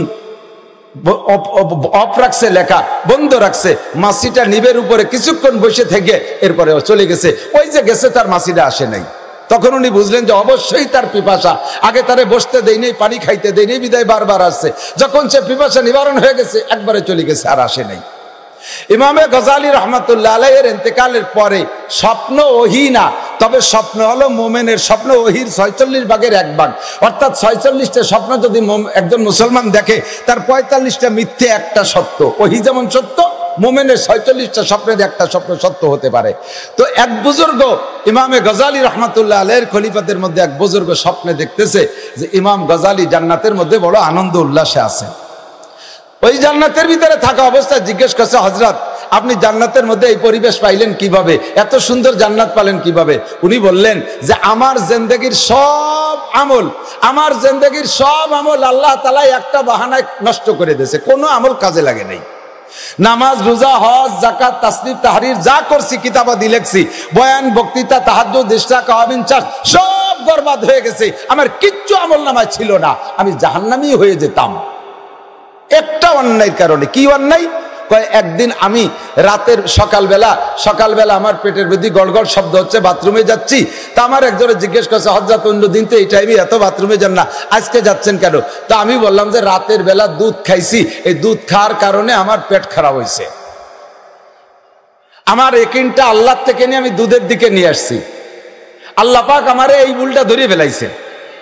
এইটা আমার নাকি শিরিক হয়ে গেছে যে আমি কুদরত আল্লাহর দিকে না রাইখা দুধের উপরে কেন আস্থা নিলাম, যে দুধে আমার পেট খারাপ করছে। এই শিরিকের কারণে আমার সব আমল বাতিল হয়ে গেছে, আমার জন্য জাহান্নাম ওয়াজিব হয়ে গেছিল। পরে ভেস্তে গেলেন, কয় যে আমি একদিন লিখতেছিলাম, একটা পিপাসিত মাছি এসে আমার নিবের উপরে বৈশা একটু কালি খেয়ে তার পিপাসা নিবারণ করেছে। ওর দুয়ার ওসিলে আল্লাহ তাআলা আবার আমার সব গুনাহ মাফ করে দিয়েছে। রহমতে হক বাহানামি জুয়াদ বাহানমি জুয়াদ, বুখারী শরীফের মধ্যে হাদিস আসছে, পরিষ্কার সহিহ হাদিস। আল্লাহর নবী বলেন, নবী আলাইহিস সালাম বলেন, আমি মেরাজে গিয়েছি, মেরাজে গিয়ে জাহান্নাম দেখেছি, জান্নাতও দেখেছি। জান্নাতের ভিতরে দেখি একটা যুবতী সুন্দরী মেয়ে জান্নাতের ভিতরে বড় আনন্দ উল্লাসে আছে। জিব্রাইলকে জিজ্ঞেস করলাম, জিব্রাইল এই মেয়েটাকে কোন নবীর উম্মত? এই মেয়েটা এত সুন্দর জান্নাত পাইল কি আমলের বদৌলতে?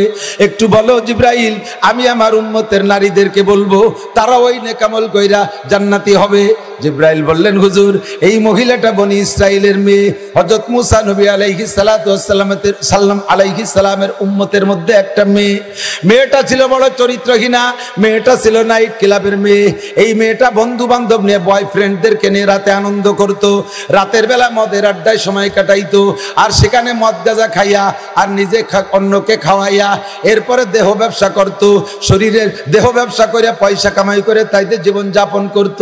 বড় চরিত্রহীন মেয়ে ছিল। মেয়েটা জান্নাতি হলো কোন আমলে? এবার জিব্রাইল বলে, হুজুর ওই মেয়েটা একদিন তার নাইট ক্লাব থেকে বেহুশ অবস্থায়, অজ্ঞান অবস্থায় ছিল প্রায় দুপুর পর্যন্ত। প্রখর রৌদ্র যখন উঠছে তখন সে হুঁশ ফিরছে, এবার ক্লাব থেকে বাসার দিকে যাইতেছে। মরুভূমির ভিতর দিয়ে যাওয়ার পথে একটা ইন্দারা কূপ, বুখারী শরীফের হাদিসের তরজমা বলছি, মরুভূমির ভিতরে একটা ইন্দারা কূপ। ওই মেয়েটা যখন ওই কূপের কাছে গেছে, গিয়ে দেখে একটা কুত্তার জিহ্বা বেরোইয়া এমলাইয়া কানতেছে। একবার ওই ইন্দারার নিচের দিকে তাকায়, আবার এদিক ওদিক তাকায়, আবার ইন্দারা ছেড়ে দূরে কোথাও যায় না। স্বাভাবিকভাবে যেই প্রাণীর ভিতরে লোভ বেশি, ওই প্রাণীর জিহ্বায় রস বেশি। যে প্রাণীর জিহ্বায় রস বেশি, ওরা কিন্তু লোভী বেশি হয়। দেখেন কুত্তা জিহ্বা বেরোয়, দৌড়ায়, টপটপায় পানি পড়ে, দেখছেন না? মানুষের মধ্যে যারা একটু লোভী, তাকে জিহ্বায় পানি বেশি। তাকে সামনে একটা বিস্কুট খাতে গেলিও ঘন ঘন ঢোকছে ফের, তার মানে আমার একটু দাও। আর তেঁতুল দেখলি তো সহ্য করতে পারে না, অত সবারই সমস্যা। কুত্তার লোভ বেশি, ওর জিহ্বাতে পানি পড়ে। ওই কুকুরটার জিহ্বা শুকিয়ে গেছে, এক ফোঁটা পানিও পড়ে না।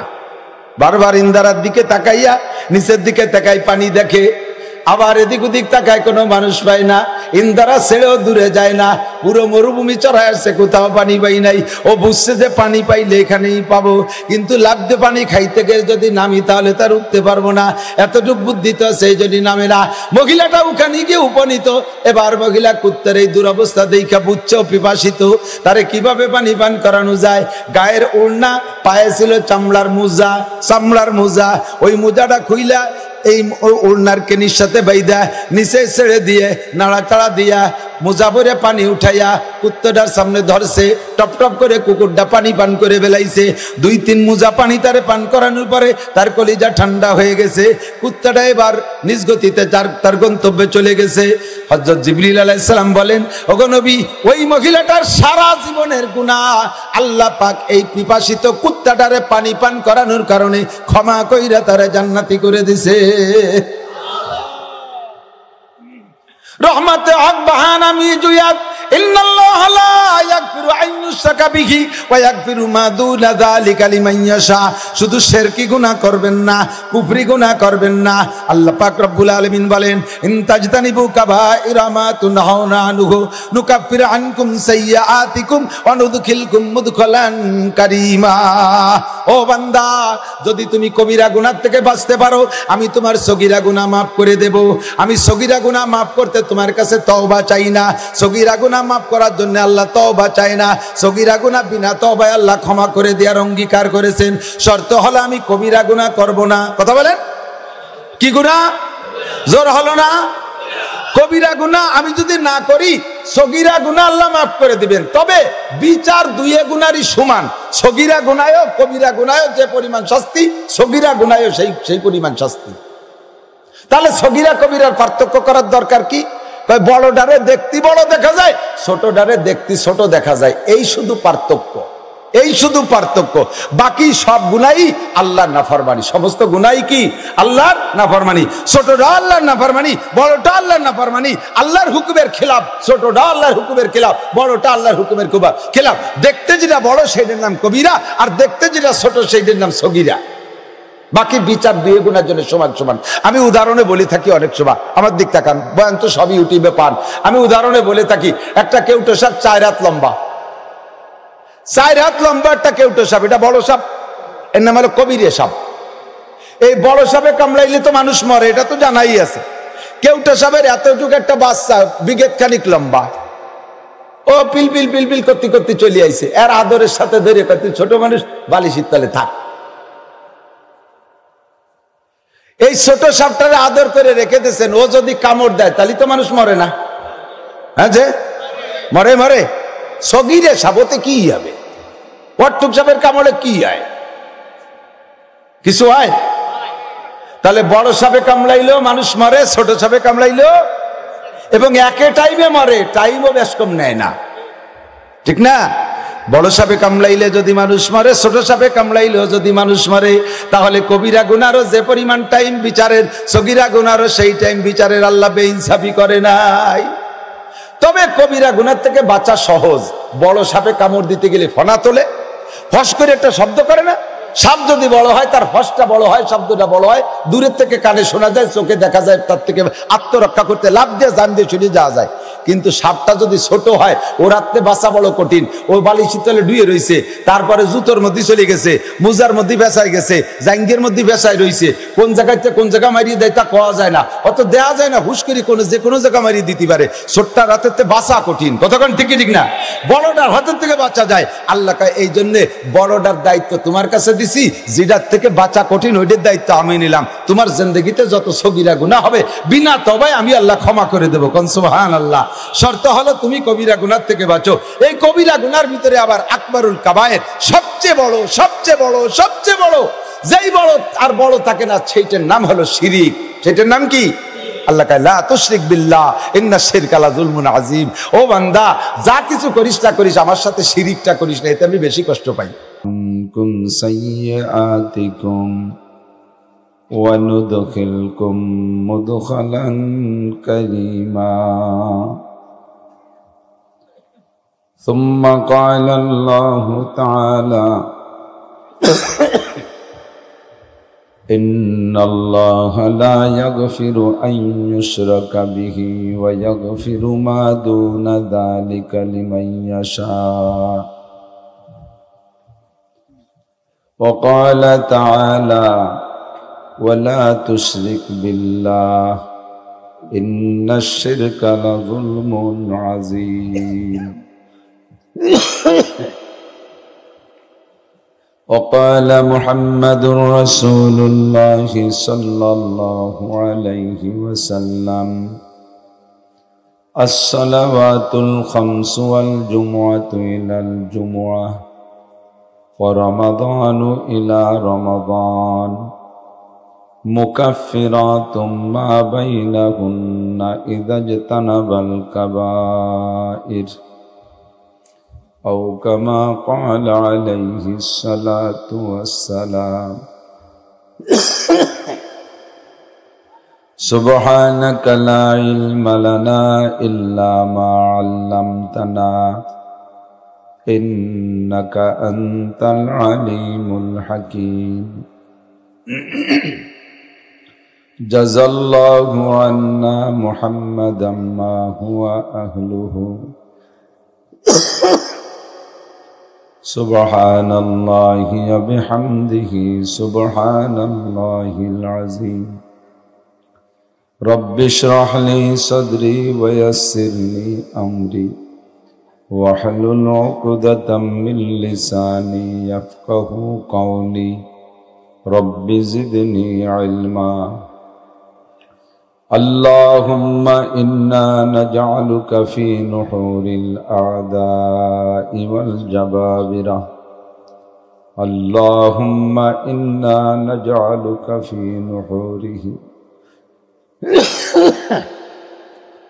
ونعوذ بك من شرورهم يا حي يا قيوم برحمتك نستغيث اللهم أرنا الحق حقا وارزقنا اتباعه وأرنا الباطل باطلا وارزقنا اجتنابه সকলে বলি আমিন।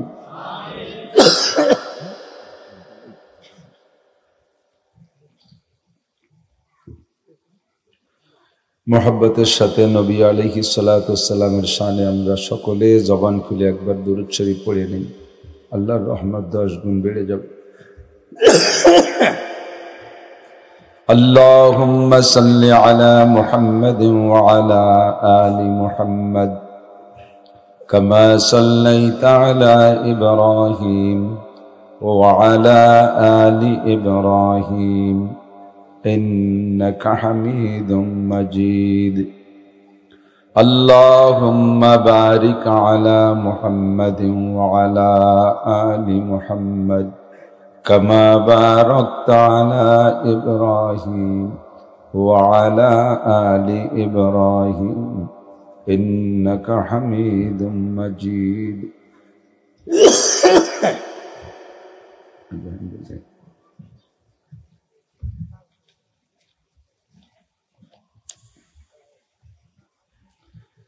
গোপালপুর নুরানি হাফেজিয়া মাদ্রাসা এতিমখানার উদ্যোগে আয়োজিত বার্ষিক ওয়াজ মাহফিল সমন্বয় গোপালপুর, আদমপুর, কৃষ্ণপুর, রসুলপুর, মকসুদপুর, গোপালগঞ্জ, বাংলাদেশের উদ্যোগে আজকের মাহফিলের সম্মানিত সভাপতি দাওয়াতি উলামায়ে কেরাম, এ অঞ্চলের অনেক অনেক উলামায়ে কেরাম, আয়েম্মায়ে মাসাজিদ, মাদ্রাসার আজিজ আমতুল্লাহ, প্রাণপ্রিয় দেশবাসী, আমার অত্যন্ত মহব্বতের গোপালগঞ্জবাসী, মুত্তাসিল বাদ মাগরিব অত্যন্ত দামি সময় নবী আলাইহিস সালাতু ওয়াস সালামের বয়ান করা এবং সাহাবায়ে কিরামদের বয়ান শোনার মূল্যবান দুইটা সময়ের একটা সময় মাগরিব বাদ। সুন্নতি টাইমের অনুসরণ করে অঞ্চলের অনেক অনেক মানুষের চেয়ে আল্লাহ পাক আমাদেরকে আগে আসার বসার তৌফিক দিয়েছেন, শুকর আদায় করি আলহামদুলিল্লাহ।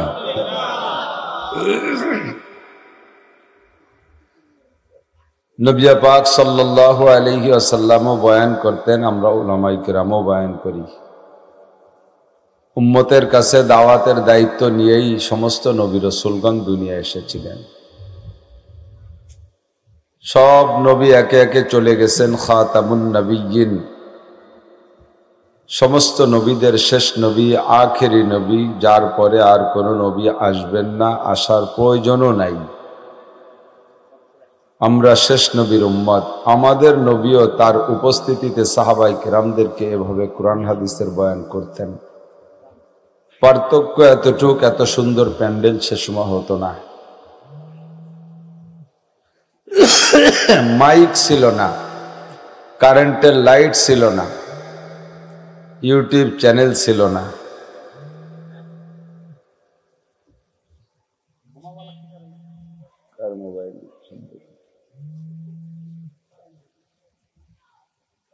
এইখানে মাইক আল্লাহ। হুজুর আলাইহিস সালাতু ওয়াস সালামও যা যা বয়ান করতেন, আহলে হক উলামায়ে কেরামও তাই বয়ান করেন। হুজুর আলাইহিস সালাতু ওয়াস সালাম যে তর্জ তরিকায় বয়ান করতেন, উলামায়ে হাক্কানি সেই তর্জে বয়ান করার চেষ্টা করে। আমি আহলে হক উলামায়ে কেরামদের দলভুক্ত, যদিও লেখাপড়া জানি না, সাধ্য অনুযায়ী চেষ্টা করি উম্মতের জরুরত বুঝে কিছু কথা বলার। আল্লাহ তাআলা আমাকেও ইলমে আমলে বরকত দান করুন। আমার কথা যারা শুনবে আল্লাহ তাআলা তাদেরকেও আমল করার তৌফিক দান করুন। তুলাবা এজাম, উলামাই কেরাম, মাদ্রাসার ছাত্র এবং শিক্ষক যারা, তাদের কাছে বিশেষ অনুরোধ, ছোট হন আর বড় হন, সব আলেমদের বয়ানগুলো খুব ধ্যান খেয়ালের সাথে শুনবেন। কাব্বারানি মৌতুল কুবারা। বড়রা মরে আমাদের বড় বানাইছে, বুড়োরা মরে আমাদেরকে বুড়ো বানাইছে। আগের বুড়োরা থাকলে তাহলে তাদের সামনে আমরা পোলা পান। একসময় আমরাও থাকবো না। আশাবা সগীরা ওয়া আফনাল কাবীর, কাদরুল গদাতে অমারুল আশি। আমিও বয়ানের জগতে আসছি, তখন আমার দাড়ি কাঁচা ছিল, পাকে নাই। ধীরে ধীরে আস্তে আস্তে পাকা শুরু হয়েছে। আপনাদের মকসদপুরের সন্তান ছোটপার হুজুর রহমতুল্লাহ আলাইহি, আমার উস্তাদ,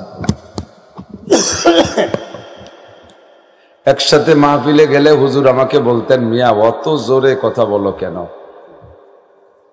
তো সে সময় শক্তির বলে জোরে বলতাম, হুজুরকে বলতাম যে হুজুর, যে কথাটা যেরকম ওই কথাটা ওই শক্তিতে না বললে মনে হয় যেন হিট করতেছে না। তো হুজুর বললেন, ঠিক আছে বলতে থাকো, আমার নিষেধ করা লাগবে না, একদিন নিজে নিজেই থামিয়ে যাবা। মাঝে মাঝে ছোট ছোট চুটকি বলি, তার একটা চুটকি এখন বাস্তবায়ন হচ্ছে।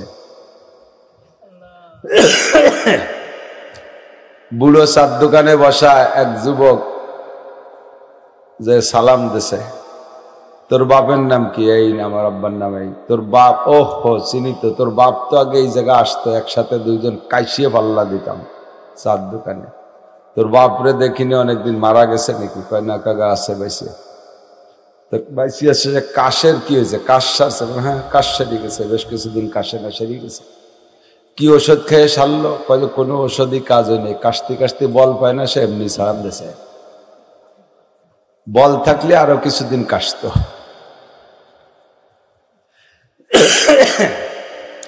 সময়ই বলে দেয় কি করব আর না করব, কথা বলেন ঠিক না? তো এখন চলে আসতেছে ধীরে ধীরে সেই সময়, রং তামাশা ঢং ভঙ্গির সব কিছু শেষ। ওলামাই কেরাম আমরাও একদিন থাকবো না। এই চেয়ারটাকে খালি রাখা যাবে না। চেয়ার যদি খালি রাখা হয়, এই চেয়ারটাকে খালি রাখলে এখানে অন্য কেউ এসে বসবে। অন্য কেউ কে? মিস্টার ইবলিস। কথা কন? মিস্টার ইবলিস এসে বসবে, তখন ইবলিস হবে বক্তা। কাজেই একের পর এক এই চেয়ারে লোক তৈরি হয়ে আসতে হবে। এজন্য ওলামাই কেরাম, তুলাবা এজাম প্রত্যেকের বয়ানকে খুব ধ্যান খেয়ালের সাথে শুনবেন। এক একজনের থেকে এক একটা কথা রাখবেন। আমরা সাধ্য অনুযায়ী কিতাব থেকে মোতালা করে কথা আনার চেষ্টা করি।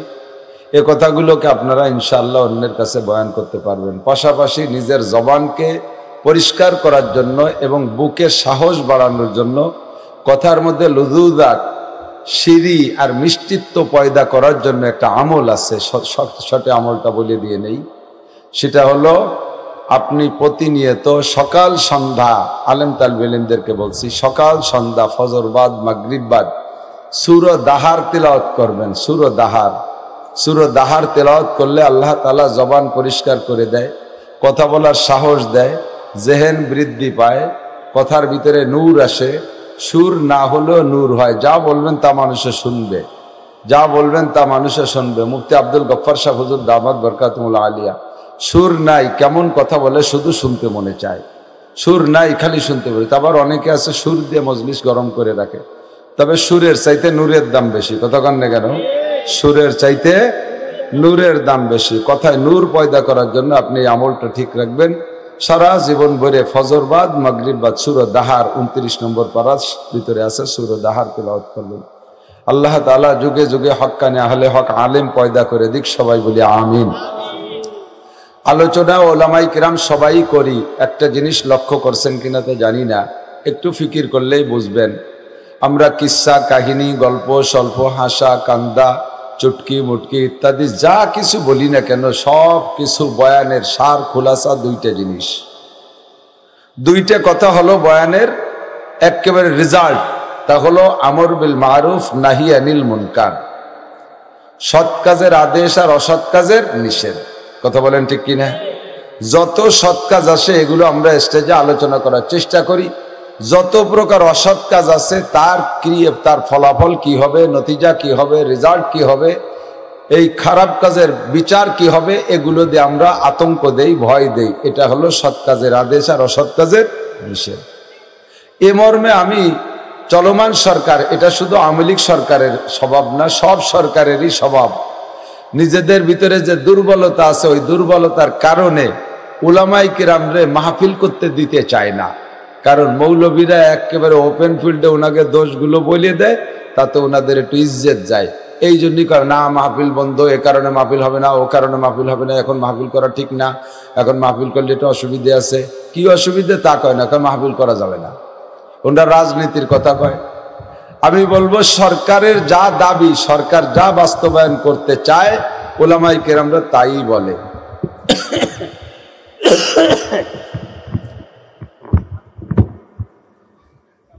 আরে এটা বাড়াতে বাড়াতে ওজনে মুখ সরি চলে যাচ্ছে, ঘুরিয়ে কথা কোথায় ধরে আমি কি ধরে রাখবো এটা নিয়ে। হ্যাঁ, এই বড় মাইক্রোফোন তোমরা ছোটগুলো ক্লিপগুলো আনবা যাতে ওজন কম হয়, এটাতে ঘুরিয়েই যাচ্ছে বারবার। তো ওই নিচে একটা কাগজ ভাজায় দাও।